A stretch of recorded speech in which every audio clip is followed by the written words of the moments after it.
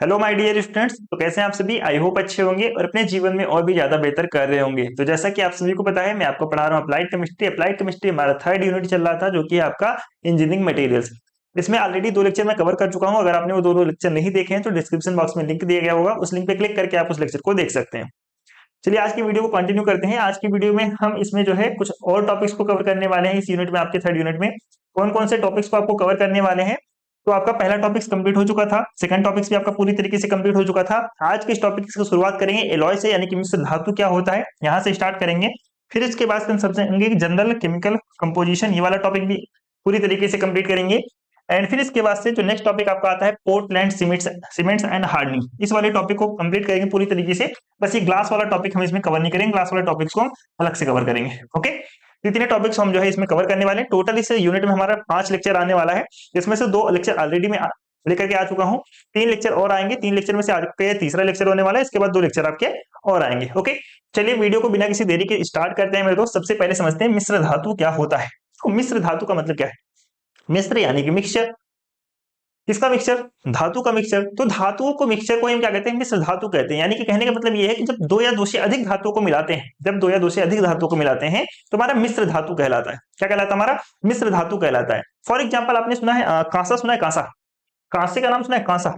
या फिर पीतल का नाम सुना है कांसा? या फिर पीतल की अगर मैं बात करूं, पीतल, पीतल की अगर मैं बात करूं जिसको इंग्लिश में कहते हैं ब्रास, क्या कहते हैं? ब्रास।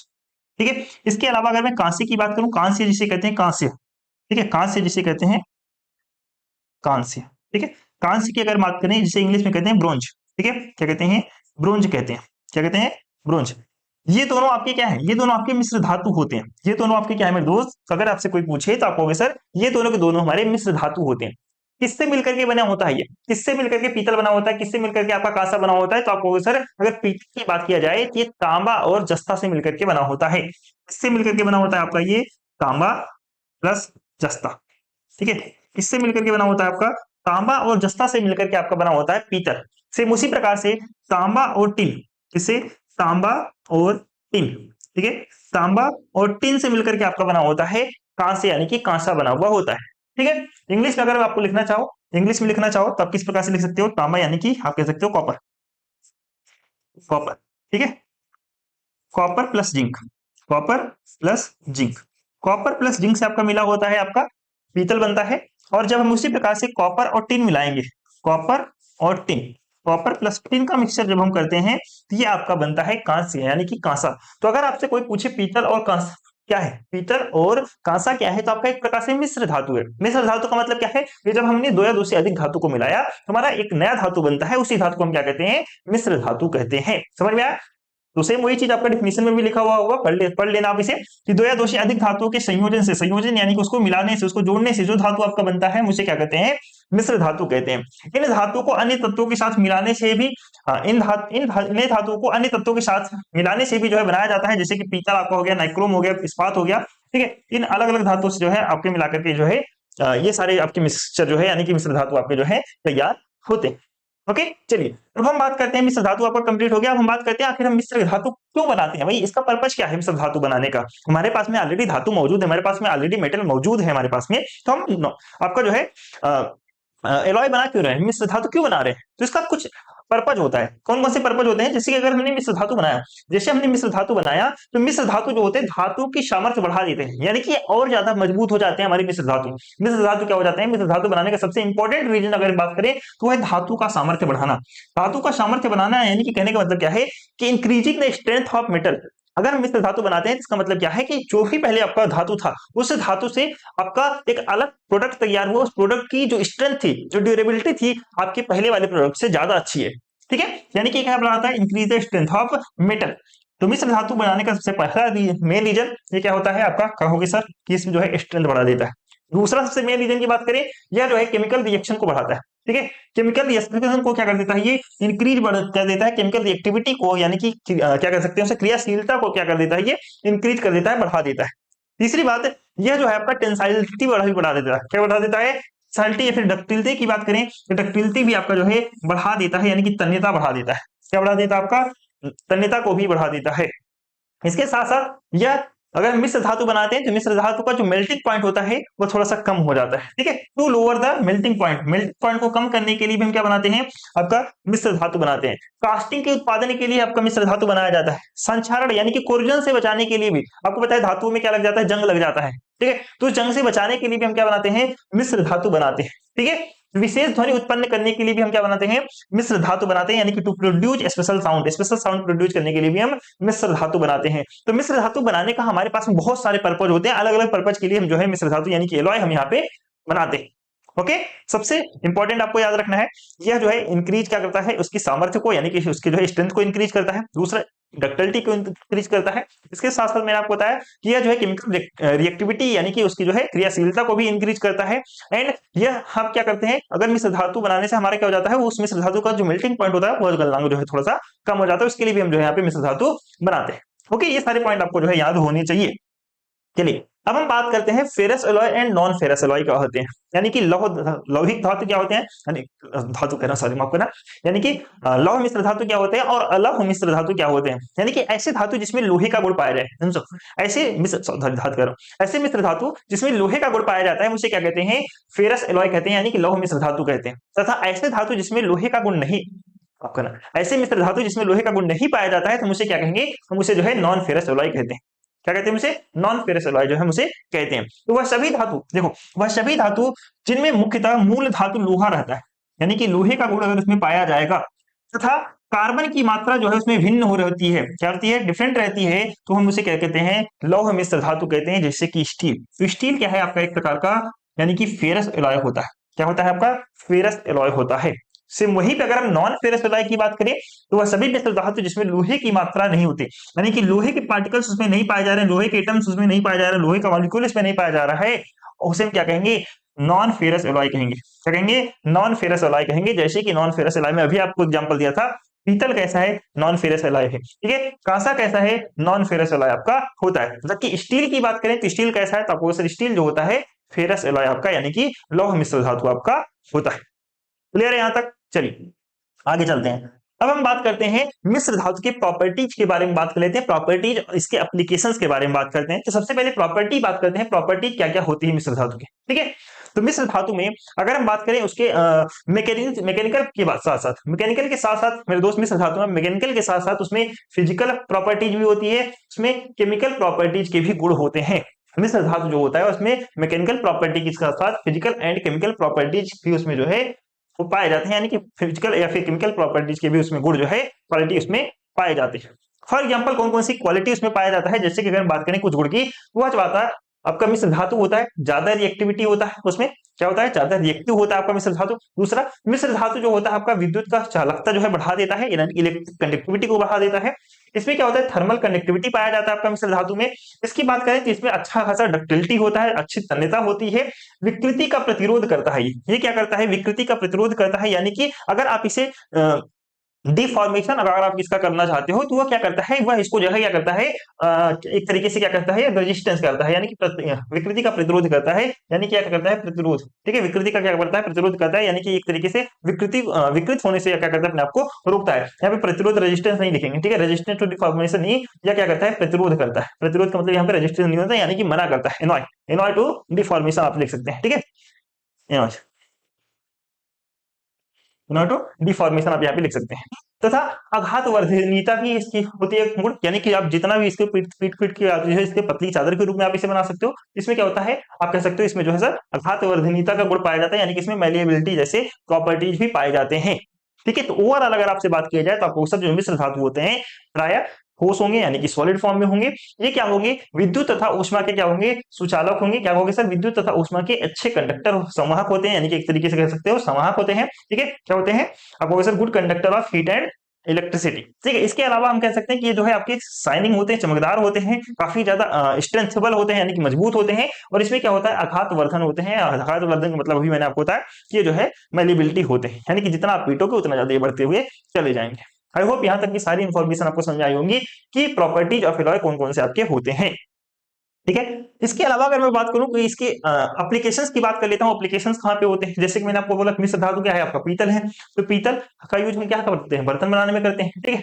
कहां पर यूज करते हैं इसका, बर्तन बनाने में पीतल का यूज करते हैं, ठीक है। कहां पे यूज करते हैं, मिश्र धातु का यूज हम करते हैं बर्तन बनाने में पीतल का। वहीं पर अगर हम कांसा की बात करें तो कांसा से आपका देखते हो कि सिक्का बनाया जाता है, ठीक है। हालांकि कांसा से आपका क्या बनाया जाता है, सिक्का हो गया, घंटी हो गया, बर्तन बनाने में कांसा का यूज होता है। जर्मन सिल्वर की अगर हम बात करें तो जर्मन सिल्वर का यूज जो है बर्तन बनाने में किया जाता है। रोल गोल्ड आपने सुना होगा, रोल गोल्ड आभूषण में आपको बनाया जाता है, क्या बनाया जाता है, ज्वेलरी वगैरह जो होता है आपका वो बनाया जाता है। सस्ते आभूषण की बात करें तो रोल गोल्ड आपको बनाया जाता है। गन मेटल की बात करें तो बंदूक के जो बैरल्स होते हैं या फिर गिरानी गियर कहेंगे इसे, क्या गियर, गियर वगैरह आपका बनाता है, ठीक है। और बेयरिंग नहीं बियरिंग, ठीक है, क्या बनाएंगे, बियरिंग, बियरिंग वगैरह आपके बनाने में जो है काम आता है आपका जो है, ठीक है। गन मेटल की बात करें तो बंदूक का बैरल हो गया, गियर हो गया, बेयरिंग हो गया, ये सब बनाने में आपके जो है मिश्र धातु का यूज किया जाता है।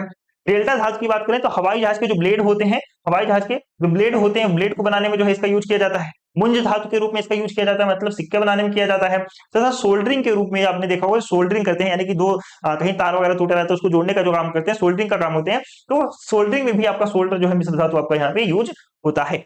तो मिश्र धातु का यूज जो है अपने आप में एक ब्रॉड यूज है, बहुत ज्यादा यूज होता है इसका, अलग अलग क्षेत्रों में अलग अलग जो है मिश्र धातु का यूज आता है। तो यहाँ पे कुछ आपको एग्जांपल के साथ मैंने आपको बताए हैं कि मिश्र धातु का यूज कहाँ कहाँ किस किस फॉर्म में होता है।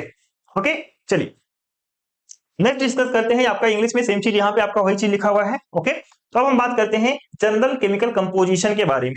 देखो जनरल केमिकल कंपोजिशन क्या समझो, एक वर्ड आया यहाँ पे कंपोजिशन। कंपोजिशन का मतलब क्या है कि हम यहाँ पे किसी चीज का क्या बना रहे हैं, मिक्सचर बनाने या एक तरीके से कंपोजिशन कर रहे हैं, यानी कि एक चीज को हम क्या कर रहे हैं, मिला रहे हैं, यानी कि एक तरीके से निश्चित मात्रा की हम बात कर रहे हैं। किसी भी चीज का अगर हम बात करें, कोई भी धातु है आपका, कोई भी चीज है आपका, कोई भी आपका पदार्थ है, उसमें क्या होता है, किसी ना किसी तरीके का उसमें कंपोजिशन होता है। चाहे आपका दो मॉलिक्यूल का कंपोजिशन हो या फिर हम कह सकते हैं दो एटम का आपका कंपोजिशन, दो एलिमेंट का आपका कंपोजिशन हो, दो से अधिक एलिमेंट का कंपोजिशन होता है, ठीक है। यानी कि दो से ज्यादा कंपोजिशन जो है आपके हो सकते हैं, ठीक है। उसी जनरल केमिकल कंपोजिशन की बात कर रहे हैं। फॉर एग्जांपल जैसे कि आपने पानी नाम सुना है, पानी, ठीक है। पानी की अगर हम बात करें तो पानी का फार्मूला क्या होता है, तो आपको सिर्फ पानी का फार्मूला होता है H2O। H2O का अगर हम H का हाइड्रोजन का एटॉमिक वेट कितना होता है, तो आपको सिर्फ वन, दो हाइड्रोजन है यहाँ पे दो लिख दो आप, दो। ऑक्सीजन का एटॉमिक वेट कितना होता है, मोलिकुलर वेट कितना होता है, तो आपको 16 होता है। तो अगर हम इसको डिवाइड करें, इसको अगर हम कंपोजिशन की बात करें, इसके कंपोजिशन की बात करें तो दो एक दो, तो 8 16, तो 16, यानी कि अगर हम बात करें पानी की कंपोजिशन की बात करें तो इसमें हाइड्रोजन और ऑक्सीजन एक निश्चित अनुपात में मिले हुए हैं। और निश्चित अनुपात क्या है आपका 1:8, 1:8 में आपके हाइड्रोजन और आपके ऑक्सीजन जो है ये किसी एक निश्चित अनुपात में जो है क्या हुए हैं, कंपोजिट हुए हैं। कंपोजिट होकर के आपका क्या एक नया आपका पदार्थ बना है, जिसे हम क्या कहते हैं, एक नया मटेरियल आपका बना है, एक नया एलिमेंट आपका तैयार हुआ, एक नया कंपाउंड आपका तैयार हुआ है, जिसे हम क्या कहेंगे, आपका पानी, यानी कि वाटर। सेम इसी प्रकार से अगर हम बात करें CO2 का, ठीक है, सेम इसी प्रकार से अगर हम बात करें CO2 कार्बन डाइऑक्साइड, तो कार्बन डाइऑक्साइड में आपको सर कार्बन का एटॉमिक मास कितना होता है, एटॉमिक मॉलिक्यूलर वेट कितना होता है, तो आपको सर 12, ऑक्सीजन का 16, तो दो ऑक्सीजन यानी कि 32, ठीक है, कितना हो गया आपको सर 32 हो गया। अभी दोनों को डिवाइड करके देखो, दोनों को डिवाइड करके देखो, 4 3 12, 4 8 32, ठीक है, 3:8। इनका कंपोजिशन क्या है, अगर बात करें कार्बन डाइऑक्साइड में कंपोजिशन क्या है, तो आपको सर कार्बन डाइऑक्साइड दो आपके एलिमेंट से मिलकर के बने हैं, एक कार्बन सेकंड एक ऑक्सीजन।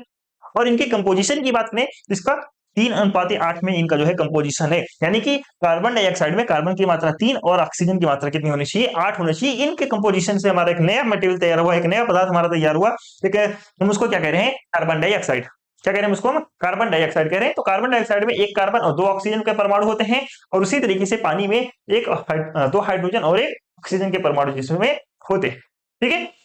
केमिकल स्ट्रक्चर से मतलब क्या है, यहाँ पे केमिकल कंपाउंड से मतलब क्या है, केमिकल कंपाउंड में ये बता रहा है कि किसी पदार्थ के अणुओं में, किसी पदार्थ के अणु में, किसी भी कोई भी सा भी पदार्थ, उस पदार्थ के मॉलिक्यूल, उस पदार्थ के मॉलिक्यूल, उस पदार्थ के एटम में मौजूद एलिमेंट कौन कौन सा है और उनका आपस में कौन सा अनुपात है, उसको हम क्या कहते हैं, जनरल केमिकल कंपोजिशन कहते हैं। क्या कहते हैं, जनरल केमिकल, उसको हम कंपोजिशन के नाम से जानते हैं। आई होप आपको समझ में आ गया होगा। चलिए आगे चलते हैं। अब हम बात करते हैं इनके केमिकल स्ट्रक्चर के आधार पे उनके एप्लीकेशंस के बारे में समझते हैं कि इनके केमिकल स्ट्रक्चर के आधार पे उसका एप्लीकेशन कहाँ कहाँ देखने को मिलता है। सबसे पहले धातुओं में देखते हैं, इनके कंपोजिशन के आधार पे धातुओं में इनके एप्लीकेशन कौन कौन से हैं। तो सबसे पहले केमिकल स्ट्रक्चर के आधार पे धातु विभिन्न क्षेत्रों में जो है उपयोगी होते हैं। फॉर एग्जाम्पल जैसे कि लोहे की बात करते हैं, तो लोहा क्या है, लोहा, लोहा की बात करें तो लोहा का निर्माण हम कहाँ पे करते हैं, आपका इमारत यानी कि बिल्डिंग बनाने में किया जाता है, पुल यानी कि ब्रिज बनाने में किया जाता है, या फिर स्टील बनाने में आपका जो है यहाँ पे लोहे का इस्तेमाल किया जाता है। सेम उसी प्रकार से एल्यूमिनियम, एल्यूमिनियम, ठीक है। एल्यूमिनियम की अगर बात करें तो एल्यूमिनियम आपके वजन में हल्के होते हैं, जिस कारण से हल्के चीजें बनाई जाती है, जैसे कि आपकी हवाई जहाज के पुर्जे वगैरह बनाने हो गए, ठीक है, वाहन वगैरह हो गए, पैकेजिंग वगैरह के सामान बनाने हो गए, तो वहां पे हम एल्यूमिनियम का यूज कर लेते हैं। तांबा की अगर हम बात करें, तांबा जो है विद्युत के अच्छे चालक के रूप में आमतौर पर जो है वो करोड़ों में यूज होते हैं, ठीक है, आपने देखा होगा इलेक्ट्रिसिटी से रिलेटेड जितने भी उपकरण यूज होते हैं उसमें ज्यादातर कॉपर का यूज किया जाता है, ठीक है। सेम उसी प्रकार से अगर हम अधातुओं की बात करें, नॉन मेटल्स की बात करें, तो हाइड्रोजन का यूज हम करते हैं ईंधन और रॉकेट में, ठीक है, ईंधन और रॉकेट में फ्यूल के रूप में हम यूज करते हैं, ठीक है। तो यहाँ पे कार्बन की बात करें तो कार्बन का जो अपर रूप होता है ग्रेफाइट, ग्रेफाइट का यूज जो है पेंसिल बनाने में किया जाता है, लुब्रिकेशन वगैरह चीजें बनाने में किया जाता है, ठीक है। हीरे की बात करें तो गहना बनाने में किया जाता है, काटने के उपकरण बनाने में किया जाता है हीरे का यूज। नाइट्रोजन की बात करें तो आपका उर्वरक के रूप में यूज किया जाता है, फर्टिलाइजर प्रोडक्शन के रूप में जो है इसका यूज किया जाता है। तो आपकी जितनी भी कंपोजिशन है उनके कंपोजिशन के रूप में हम इसे जो है अलग अलग कैटेगरी में जो है यूज कर सकते हैं। अधातु हो गया, तो अधातु के अलावा हम बात करें इसका कंपाउंड्स के रूप में यूज होता है, जैसे अभी भी मैंने आपको बताया पानी, पानी हमारे जीवन के लिए कितना आवश्यक होता है, पानी हो गया, कृषि के उद्योगों में हो गया, उद्योगों में हो गया, कृषि उद्योगों में पीने के लिए हो गया, तो हमारे पीने के लिए देखो ये जो कंपाउंड है, ये जो composition, general composition of hydrogen and water मिला करके पानी बना, कितना इंपॉर्टेंट है हमारे लिए, ठीक है। वैसे ही सोडियम क्लोराइड की बात करें, नमक के रूप में हम इसे यूज करते हैं, खाने में नमक के रूप में यूज करते हैं। तो सोडियम और क्लोरीन का जो है आपका क्या होता है कंपोजिशन, जनरल कंपोजिशन होता है सोडियम क्लोरीन का, ठीक है, यानी कि NaCl भोजन के नमक के रूप में यूज करते हैं। सोडियम हाइड्रोक्साइड की बात करें जैसे कि आप साबुन लगाते हो, ठीक है, बर्तन धोने के लिए साबुन यूज करते हो, कपड़ा धोने के लिए साबुन यूज करते हो, नहाने के लिए साबुन यूज करते हो, ठीक है। तो यहाँ पे सोडियम हाइड्रोक्साइड क्या है, एक प्रकार से क्या है आपका, तो आप सर साबुन और कागज बनाने में आप यूज करते हैं, ठीक है, एक प्रकार से क्या है, क्षारी तो है, ठीक है। तो यहाँ पे हम अलग अलग चीजों का जनरल कंपोजिशन मिला करके हम अलग अलग जगहों पे जो है इसका यूज कर सकते हैं। सेम इसी प्रकार से अगर हम बात करें तो मिश्र धातु में भी हम यूज करते हैं, जैसे कि स्टेनलेस स्टील, लोहा, क्रोमियम, निकल मिलाकर के स्टेनलेस स्टील हमने बना दिया, ठीक है। ये क्या काम होता है, जंग रोधी बर्तन और इंडस्ट्री वगैरह में उपयोग किए जाते हैं। इसी प्रकार से पीतल की बात करें तो तांबा और जिंक मिलाकर के हमने पीतल बनाया, ठीक है। ये तांबा और जिंक का जो है कंपोजिशन होता है, ये क्या होता है, सजावटी और विद्युत उपकरण में हम जो है पीतल का यूज करते हैं। यानी कि कहने का मतलब क्या है कि हम दो या दो से अधिक पदार्थ को, दो या दो से अधिक मटेरियल को मिला करके, दो या दो से अधिक मेटल्स को, दो या दो से अधिक मॉलिक्यूल, दो या दो से अधिक एटम्स को मिला करके हमारा जो नया पदार्थ मिलता है, ठीक है, जो नया पदार्थ हमारा बनता है उसमें उन दोनों पदार्थों का एक निश्चित जो है क्या होता है, निश्चित मात्रा होती है, ठीक है, एक निश्चित अनुपात होता है। उसी अनुपात को हम क्या कर रहे हैं, उनका कंपोजिशन यानी कि उनकी जनरल कंपोजिशन को ही अनुपात जो है आपका दिखाता है। ओके, आई होप आपको समझ में आ गया होगा कि जनरल कंपोजिशन के एप्लीकेशंस बहुत सारे होते हैं, कौन कौन से होते हैं, सारी चीजें मैंने आपको यहाँ पे लिख दी है। जैसे धातु में भी देखने को मिलेगा, धातु में भी देखने को मिलेगा, धातु में भी देखने को मिलेगा, यौगिकों में भी आपको देखने को मिलेगा। चलिए, इसके अलावा हम बात करते हैं आपका दो टॉपिक्स, देखो यहाँ पे ये दोनों टॉपिक्स आपके कंप्लीट हो गए। छोटे छोटे टॉपिक्स थे, बहुत ही ज्यादा छोटे टॉपिक थे, आपको देखने में बस थोड़े से बड़े लग रहे थे कि सिलेबस बहुत ज्यादा है, लेकिन इसका सिलेबस छोटा ऐसा ही था। एलॉय आपका कंप्लीट हो गया है। जनरल कंपोजिशन देखो मैंने कराया, कंपोजिशन बेस्ड एप्लीकेशंस मैंने आपको बता दिए, ठीक है। और यहाँ पे एलॉय में मैंने आपको बताया एलॉय सबसे पहले क्या होता है, उसका डिफिनीशन मैंने आपको बताया, एलॉय होता क्या है, पर्पज ऑफ एलॉय मैंने आपको बताया कि एलॉय का यूज हम उद्देश्य क्या है, मिश्र धातु क्यों बनाते हैं, फेरस यानी कि लौह मिश्र धातु एंड नॉन फेरस यानी कि लौह मिश्र धातु, उनके एग्जांपल मैंने बताया आपको, ठीक है। एग्जांपल मैंने आपको बताया फेरस में क्या, स्टील, नॉन फेरस मैंने आपको क्या बताया, तांबा, सॉरी नॉन फेरस मैंने आपको क्या बताया, कांसा, ठीक है, कांसा के साथ साथ पीतल, ठीक है। इसके अलावा मैंने आपको बताया प्रॉपर्टीज ऑफ एंड एप्लीकेशंस, यानी कि मिश्र धातु की क्या प्रॉपर्टीज होते हैं, इसके क्या एप्लीकेशंस होते हैं, सारे टॉपिक्स मैंने आपके कवर किए हैं, ठीक है। तो इसी प्रकार से आगे देखोगे आपका नेक्स्ट टॉपिक आता है Portland cement, Portland cement and hardening. तो सबसे पहले पोर्टलैंड सीमेंट में सीमेंट क्या होता है इसके बारे में डिस्कस करेंगे, टाइप्स ऑफ सीमेंट के बारे में डिस्कस करेंगे, फिर उसके बाद से पोर्टलैंड सीमेंट के बारे में डिस्कस करेंगे और हार्डनिंग क्या होता है इसके बारे में डिस्कस करेंगे। ओके, तो चलिए आगे चलते हैं, नेक्स्ट टॉपिक की ओर चलते हैं। नेक्स्ट टॉपिक है आपका सीमेंट। सीमेंट क्या होता है, सीमेंट समझो, सीमेंट एक तरीके से महीन पाउडर होता है, समझो सीमेंट क्या होता है, सीमेंट एक तरीके से महीन पाउडर होता है, पाउडर, ठीक है, फेस पे लगाने वाला पाउडर नहीं होता, पाउडर होता है, इतना समझो। फिर सीमेंट क्या है, तो आपको सर सीमेंट जो होता है एक महीन मुलायम पाउडर होता है, ठीक है। अब इसका यूज क्या करते हैं हम, इसका यूज कहाँ पे करते हैं, तो सीमेंट का जो यूज करते हैं हम कंस्ट्रक्शन मटेरियल में यूज करते हैं, ठीक है, यानी कि इसका जो है कंस्ट्रक्शन मटेरियल या फिर हम कह सकते हैं कि बाइंडर के रूप में हम इसका यूज करते हैं, बाइंडर यानी कि जोड़ने के लिए, ठीक है, बाइंडर यानी कि जोड़ने के लिए। अब जोड़ने के लिए ऐसा नहीं है कि दो पेन को जोड़ना हो गया, दो पेपर को जोड़ना हो गया तो वहां हम यूज कर लेंगे, ठीक है। बाइंडिंग कंस्ट्रक्शन मटेरियल कंस्ट्रक्शन संबंधित बाइंडिंग के रूप में हम जो है यहाँ पे किसका यूज करते हैं, सीमेंट का यूज करते हैं, ठीक है।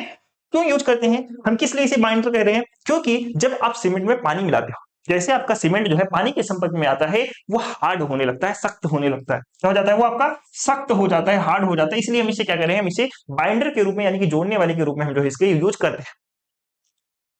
एक बात बताओ सर, सीमेंट सीमेंट हमने नाम सुना है, लेकिन सीमेंट बनता कैसे है, सीमेंट होता क्या है, सीमेंट आपने बता दिया सर एक मुलायम पाउडर होता है, ठीक है, बनता कैसे सीमेंट, चूना पत्थर नाम सुना है, लाइमस्टोन मैंने आपको बताया था CaCO3, CaCO3 आपको बना है CaCO3 चूना पत्थर, एंड इसके साथ आपका क्ले यानी कि जो मिट्टी रहती है, ठीक है, इन दोनों को क्या किया जाता है, इन दोनों को मेरे दोस्त सबसे पहले गर्म किया जाता है, समझ लो। इन दोनों को क्या किया जाता है, इन दोनों को क्या किया जाता है, इन दोनों को मिक्सर मिलाया, मिक्सर मिलाने के बाद से हम इसको क्या किया, गर्म किया, यानी कि इनको पूरी तरीके से जला दिया। जलाने के बाद से फिर जो भी मिला, जलाने के बाद से इन दोनों को जो भी चीज मुझे मिला उसको मैंने क्या कर दिया, पीस दिया, उसको बिल्कुल पीस करके क्या बना दिया, उसको पीस करके बिल्कुल उसको मैंने पाउडर बना दिया। वही आपका क्या कहलाता है, सीमेंट कहलाता है। तो सीमेंट मतलब क्या है, सीमेंट का मतलब यही है कि जब हम मेरे दोस्त सीमेंट में का मतलब क्या है, जब हम चूना पत्थर और क्ले, चूना पत्थर और क्ले को हम क्या करते हैं, गर्म करते हैं, यानी कि हम उसको जला देते हैं। जलाने के बाद से जब हम उसका पीस करके एक पाउडर बना देते हैं, उसी पाउडर को हम क्या कहते हैं, उसी पाउडर को हम सीमेंट के रूप में जानते हैं।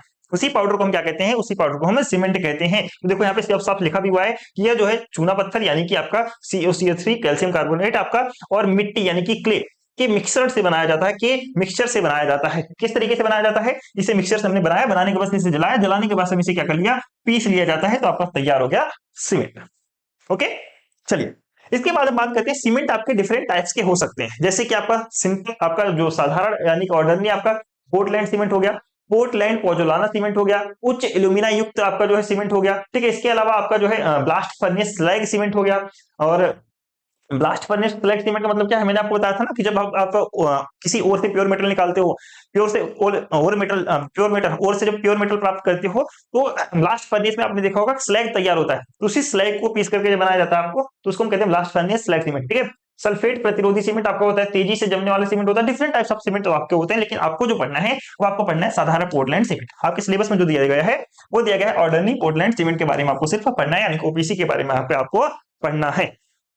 चलिए ओपीसी के बारे में डिस्कस कर लेते हैं। पोर्टलैंड सीमेंट आखिरकार क्या होता है, तो पोर्टलैंड सीमेंट का जो यूज हम करते हैं वो आपका कंस्ट्रक्शन निर्माण संबंधी जो है यूज चीजों में किया जाता है, ठीक है। कहां पे इसका यूज किया जाता है, तो इसका यूज जो किया जाता है निर्माण संबंधी, ठीक है, यानी कि कंस्ट्रक्शन मटेरियल के रूप में जो हम इसका यूज करते हैं। किस मटेरियल के रूप में, यहाँ पे कंस्ट्रक्शन मटेरियल ये लिखा रहा, ठीक है।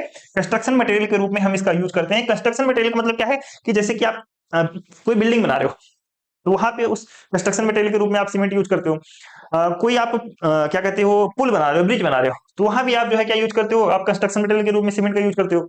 या फिर आपने देखा होगा आरसीसी वाले जो रोड आजकल बनाए जाते हैं, तो उसमें भी तो आपके सीमेंट का यूज किया जाता है। तो सड़क बनाने में भी आपका क्या यूज होता है, आपके जो है सीमेंट का यूज जो है आपका होता है। इमारत हो गया, पुल हो गया, सड़क हो गया, और अदर कंस्ट्रक्शन के निर्माण में आपका जो है सीमेंट का यूज जो है, पोर्टलैंड सीमेंट का यूज यहाँ पे किया जाता है।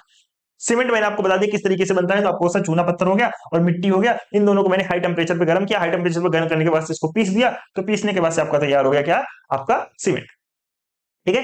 इसे पोर्टलैंड क्यों कहते हैं, पोर्टलैंड सीमेंट को पोर्टलैंड क्यों कहते हैं, पोर्टलैंड आपने नाम सुना होगा कहीं, इंग्लैंड, इंग्लैंड, ठीक है, इंग्लैंड में एक जगह है पोर्टलैंड, ठीक है, इंग्लैंड में एक जगह है पोर्टलैंड। उस जगह पे एक पत्थर पाया जाता है, उस जगह पे एक पत्थर पाया जाता है, ध्यान समझ लो। उसी पत्थर से मिलता जुलता हुआ सीमेंट रहता है, उसी पत्थर से इसका जो कलर है उसी पत्थर से मिलता जुलता है इस सीमेंट का, इसीलिए इसे नाम दे दिया गया पोर्टलैंड सीमेंट, ठीक है।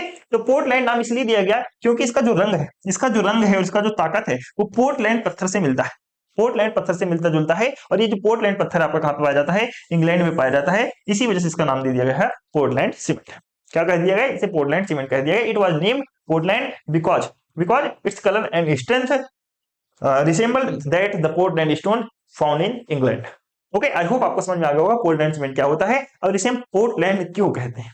ओके, चलिए अब हम बात करते हैं पोर्टलैंड सीमेंट के फार्मूला के बारे में। वैसे पोर्टलैंड सीमेंट का कोई भी जनरल फार्मूला नहीं होता है, ठीक है, जनरल फार्मूला इसमें कोई भी आपका सर्टेन निश्चित फार्मूला पोर्टलैंड सीमेंट का नहीं होता है, ठीक है। अगर आपसे कोई पूछे कि पोर्टलैंड सीमेंट का आप केमिकल फार्मूला बता दो, कोई भी निश्चित केमिकल फार्मूला बता दो, तो इसका कोई भी निश्चित केमिकल फार्मूला नहीं होता है। लेकिन मैंने आपको बताया था कि जब आपका ये सीमेंट बनता है उसमें सबसे ज्यादा मात्रा किसकी होगी, आपको सर कैल्शियम की रहती है, सिलिकेट की रहती है, यही तो रहती है, कैल्शियम की मात्रा होगी। देखो यहाँ पे लिखा हुआ है घटक, सबसे ज्यादा घटक कौन सा होता है, कैल्शियम सिलिकेट। सबसे ज्यादा इसका जो घटक होता है कैल्शियम सिलिकेट होता है। क्यों कैल्शियम सिलिकेट होता है, मैंने आपको बताया था कि इसमें मिक्सचर किसका है, आपको सर इसमें जो मिक्सचर होता है, आपको सर इसमें जो मिक्सचर आपने बताया वो चूना पत्थर कैल्शियम CaCO3, सबसे ज्यादा चूना पत्थर का ही तो मिक्सचर है। इसके साथ साथ मिट्टी यानी कि क्ले, ठीक है। इसके अलावा आपका जो मिक्सचर रहता है किसका, क्ले। तो इन दोनों का जो मिक्सचर तैयार किया जाता है, तो वो आपका सबसे ज्यादा इसमें जो मिक्सचर हो जाता है आपका हो जाता है CaSiO3 कैल्शियम सिलिकेट, ठीक है। इसीलिए जो आपका सीमेंट होता है उसमें सबसे ज्यादा कैल्शियम सिलिकेट पाया जाता है। मैंने आपको स्लैग बताया था, अगर आपने वो वीडियो मेरा ध्यान से देखा होगा, मैंने आपको बताया था भट्टी में क्या है, भट्टी जब ब्लास्ट फर्नेस मैंने आपको बताया था, तो उस ब्लास्ट फर्नेस में मैंने आपको बताया था क्या होता है कि आपका CaCO3 होता है, ठीक है। क्या होता है आपका CaCO3, क्या आपका होता है CaCO3 आपका होता है, या फिर मान के चलो कैल्शियम ऑक्साइड, ठीक है। भट्टी में हमारा क्या कैल्शियम ऑक्साइड, ये जो कैल्शियम ऑक्साइड है मैंने आपको बताया था सिलिका SiO2 से क्या करता है, रिएक्शन करता है। SiO2 से रिएक्शन करने के बाद CaSiO3 जो बनाता है कैल्शियम सिलिकेट, क्या बनाता है, कैल्शियम सिलिकेट, क्या बनाता है आपका कैल्शियम सिलिकेट बनाता है। यही तो आपका स्लैग था। इसी कैल्शियम सिलिकेट को तो मैं क्या कह रहा था, इसी कैल्शियम सिलिकेट को मेरे दोस्त मैं स्लैग कह रहा था। क्या कह रहा था, स्लैग कह रहा था, यानी कि धातु मल कह रहा था, धातु मल। तो अगर आपसे कोई पूछे कि जो आपका सीमेंट होता है उसमें सबसे ज्यादा मात्रा किसकी होती है, तो आप कह सकते हो कैल्शियम सिलिकेट की होती है। किसकी होती है सबसे ज्यादा मात्रा, कैल्शियम सिलिकेट की सबसे ज्यादा मात्रा आपकी सीमेंट में होती है। लेकिन इसका कोई भी फिक्स फार्मूला नहीं होता है।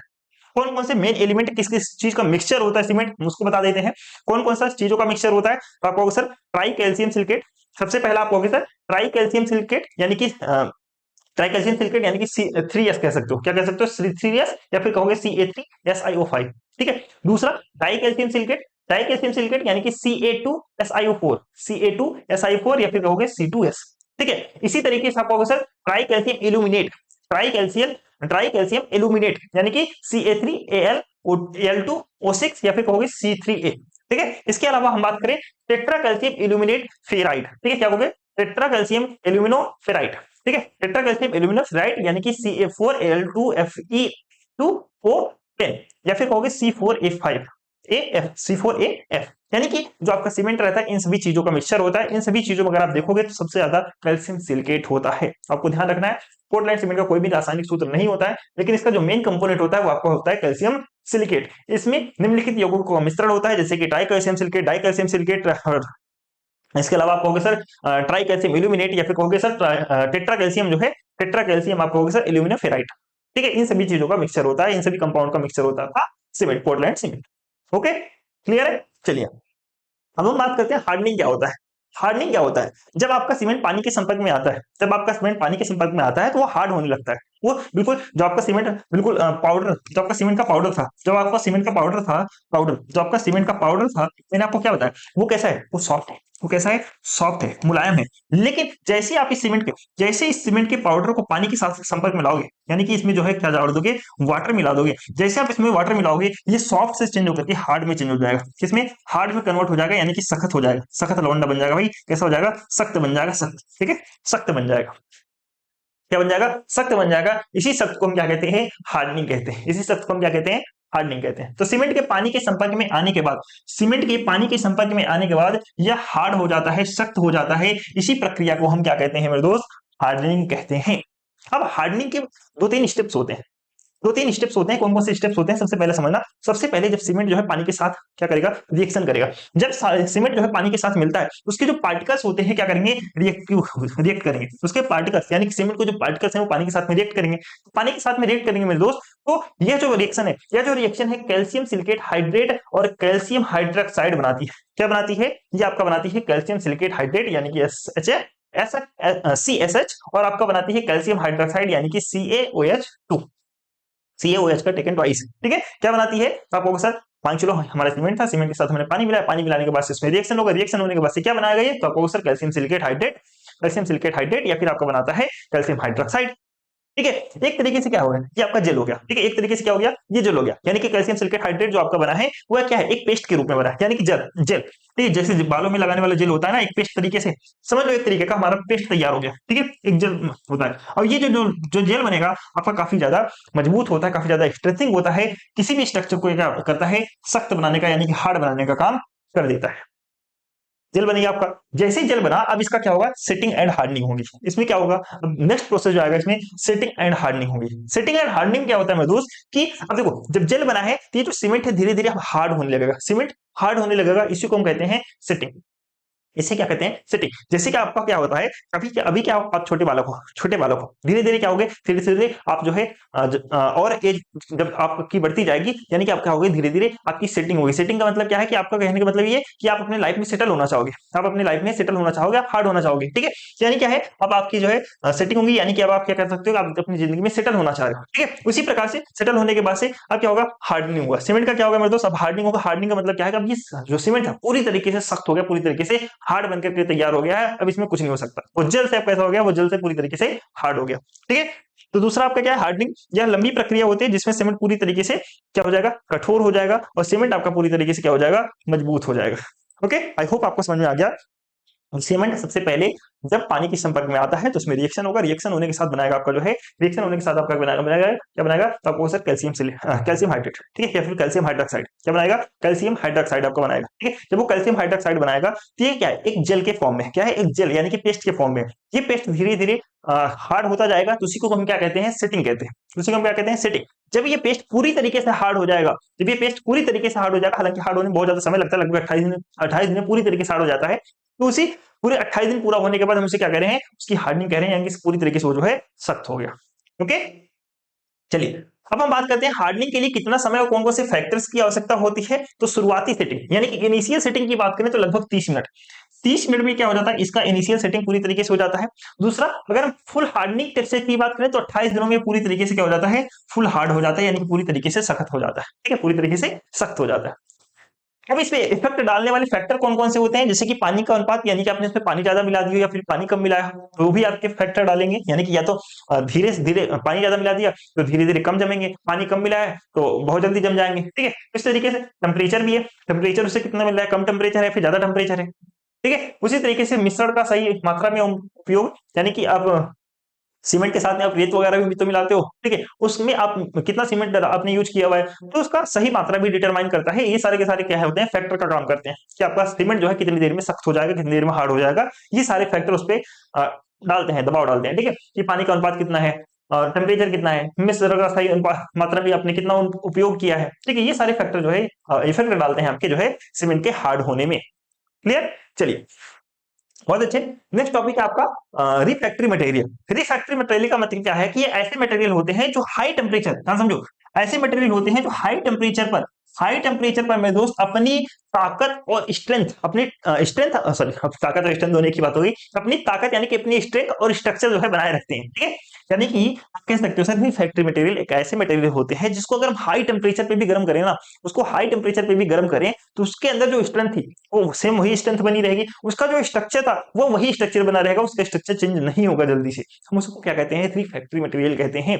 रिफैक्टरी मटेरियल का ही सिंपल सा मतलब हो जाता है कि वह जो है टेम्परेचर को झेल सकता है, वो ज्यादा से ज्यादा टेम्परेचर को झेल सकता है, ज्यादा से ज्यादा टेम्परेचर झेलने के बाद भी उसकी स्ट्रेंथ खत्म नहीं होगी, उसकी स्ट्रेंथ कम नहीं होगी, उसके अंदर जो उसका स्ट्रक्चर था यानी उसका जो शेप था वो शेप भी उसका चेंज नहीं होगा, हम उसे क्या कहेंगे, रिफैक्टरी मटेरियल कहते हैं। क्लियर, ये जो रिफैक्टरी मटेरियल की अगर हम बात करें, ये मुख्य रूप से ओवन हो गया आपका, फर्नेस यानी कि भट्टी हो गई, या फिर ऊष्मा रिलेटेड उपकरणों में जो है आपकी यूज की जाती है, ठीक है। मान चलो भट्टी में आप कहते हो ना कि जैसे आपने हीटर देखा, हीटर आपने देखा, हीटर पहले जो आपके हीटर आते थे वो कॉइल वाले हीटर आते थे, कॉइल वाली इस तरीके से लपेटे हुए हीटर रहते थे, इस तरीके से लपेटे हुए वायर रहते थे, और वो जो हीटर में लगा हुआ रहता था, ठीक है, हीटर में लगा हुआ रहता था, आप देखते थे यही वायर जलता था, यही वायर जल करके क्या देता था, ऊष्मा देता था। लेकिन ये वायर क्या है, ये वायर पिघलता था, जल्दी नहीं पिघलता था, जल्दी क्या पिघल जाता था, नहीं पिघलता था। क्या था, इसकी स्ट्रेंथ उसी टाइम उसमें इसकी स्ट्रेंथ जो है बनी रहती थी, इसमें उसका जो स्ट्रक्चर क्या चेंज हो जाता था, स्ट्रक्चर भी नहीं चेंज होता, स्ट्रक्चर भी सेम उसी प्रकार से बना रहता था। तो इसका यूज कहाँ पे करते हैं, इसका यूज वहां पे करेंगे जहां पे हाई टेम्परेचर वाली चीजें होंगी, यानी कि जैसे ओवन क्या है, वहां पे हाई टेम्परेचर होता है, भट्टी क्या है, वहां पे हाई टेम्परेचर होता है, या फिर कितने भी आपके उष्मा संबंधित जितने भी इक्विपमेंट हो गए वहां पे आपके उपयोग किए जाते हैं ये आपके रिफैक्टरी मटेरियल।